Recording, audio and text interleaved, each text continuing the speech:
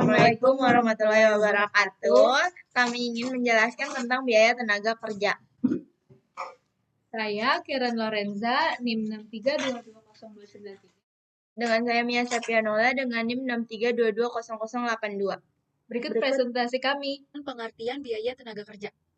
Biaya tenaga kerja adalah segala pengeluaran yang berhubungan dengan penggunaan tenaga kerja dalam suatu organisasi. Ini mencakup lebih dari sekadar gaji, melainkan juga berbagai komponen seperti tunjangan, bonus, biaya pelatihan, rekrutmen, dan administrasi kepegawaian.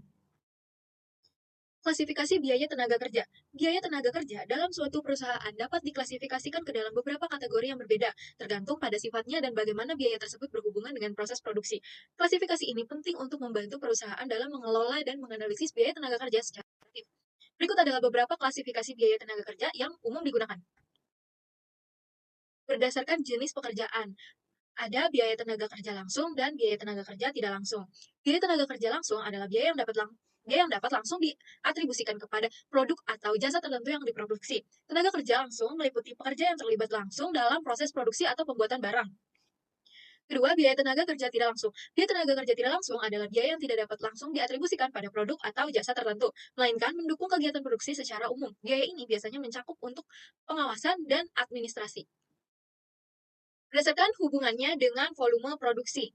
Biaya tenaga kerja tetap adalah biaya yang tidak berubah meskipun volume produksi atau jumlah output yang dihasilkan berubah. Biaya ini cenderung tetap dan tidak terpengaruh oleh fluktuasi jumlah produksi. Biaya tenaga variabel adalah biaya yang berubah seiring dengan fluktuasi volume produksi. Semakin banyak produk yang dihasilkan, semakin besar pula jumlah tenaga kerja yang diperlukan dan sebaliknya. Berikutnya berdasarkan sifat pembayarannya, yaitu terbagi dengan 3, biaya tenaga kerja gaji. Gaji adalah bentuk pembayaran tetap yang diberikan kepada pekerja yang memiliki posisi tetap atau permanen di perusahaan. Gaji biasanya dibayarkan secara bulanan atau mingguan dan tidak tergantung pada jumlah jam kerja atau hasil produksi. Yang kedua ada biaya tenaga kerja upah. Upah adalah pembayaran yang biasanya diberikan kepada pekerja dengan pekerjaan yang lebih bersifat musiman atau tidak tetap. Upah seringkali dihitung berdasarkan jam kerja atau hasil yang dicapai. Yang ketiga ada biaya tenaga kerja lembur. Biaya ini terkait dengan pekerjaan yang dilakukan di luar jam kerja normal. Biasanya pekerja dibayar lebih tinggi untuk jam kerja tambahan ini. Kemudian ada metode strike pay short.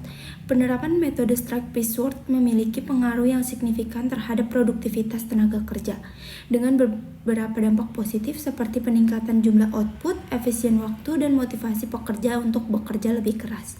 Namun, metode ini juga memiliki kelemahan terutama terkait dengan penurunan kualitas produk dan ketidakmerataan penghasilan di antara pekerja dengan keterampilan yang berbeda. Berikutnya ada metode Taylor Different Rate Plan. Penerapan Taylor Different Rate Plan dapat mempengaruhi kualitas produk yang dihasilkan oleh pekerja. Meskipun tujuannya adalah meningkatkan produktivitas dan efisiensi tenaga kerja, sistem pengupahan berbasis hasil ini memiliki dampak positif dan negatif terhadap kualitas produk yang tergantung pada beberapa faktor seperti pengelolaan sistem, pengawasan kualitas, dan kultur perusahaan. Berikutnya ada sistem premi Halsey dan sistem premi Rowan. Sistem premi adalah salah satu metode yang digunakan untuk manajemen pengupahan berbasis kinerja untuk meningkatkan produktivitas pekerja dengan memberikan imbalan tambahan selain gaji pokok berdasarkan pencapaian kerja. Sistem premi Halsey adalah salah satu metode pengupahan berbasis kinerja yang memberikan insentif pada pekerja yang dapat menyelesaikan pekerjaan lebih cepat dari waktu standar. Sedangkan sistem premi Rowan adalah mirip dengan sistem Halsey, tetapi dalam sistem ini pekerja menerima insentif yang lebih besar karena perusahaan hanya mengambil persentase yang lebih kecil dari penghematan waktu yang tercipta. Sistem ini memberikan insentif lebih banyak kepada pekerja dan dianggap lebih menguntungkan bagi pekerja dibandingkan dengan sistem Halsey. Studi kasus, biaya tenaga kerja PT Jupiter Aditama Mitra. Studi kasus 1. PT Jupiter Aditama Mitra adalah perusahaan manufaktur yang memproduksi palet kayu di Kota Tangerang yang melakukan perhitungan gaji di setiap tanggal 28 dan melakukan pembayaran gaji pada akhir bulan. Data karyawan dan jumlah gaji yang diterima selama Januari 2024 sebagai berikut. 1. Dari Departemen Marketing. 2. Ada dari Departemen Produksi atau Production.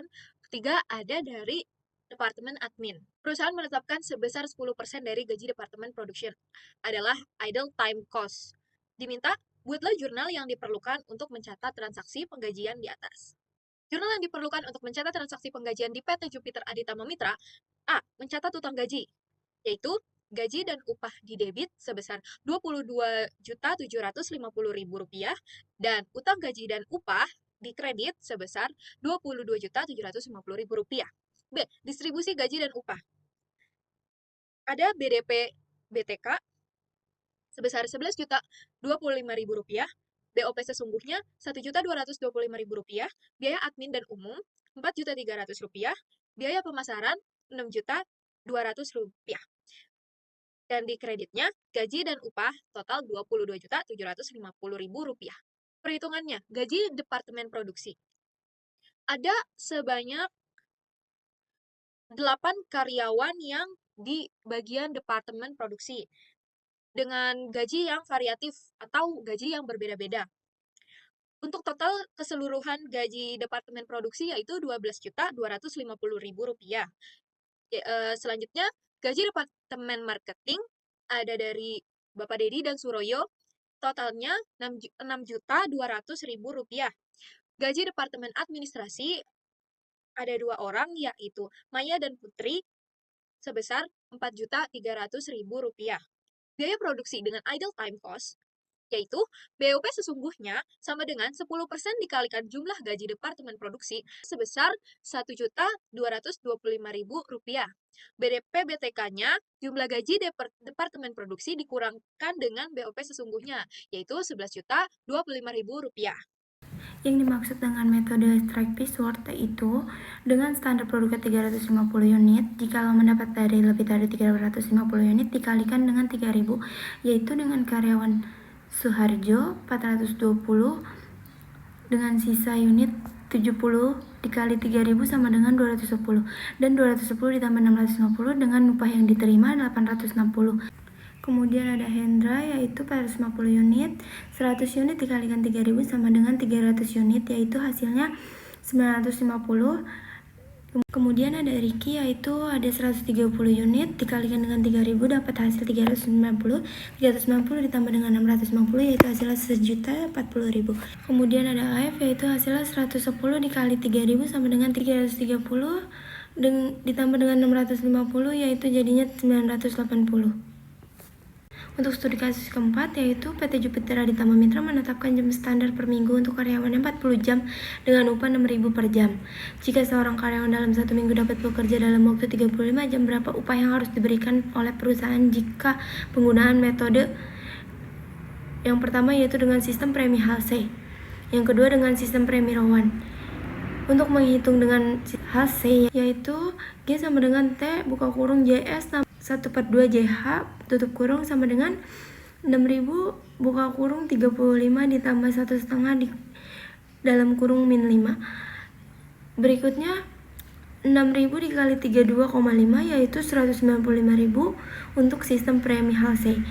Yang B untuk sistem premi Rowan yaitu dengan rumus G sama dengan 1 ditambah JH atau JST buka kurung JS dikali T, yaitu 1 ditambah min 5 per 35 buka kurung min 5 dikali 6.000, yaitu sama dengan 0,85714.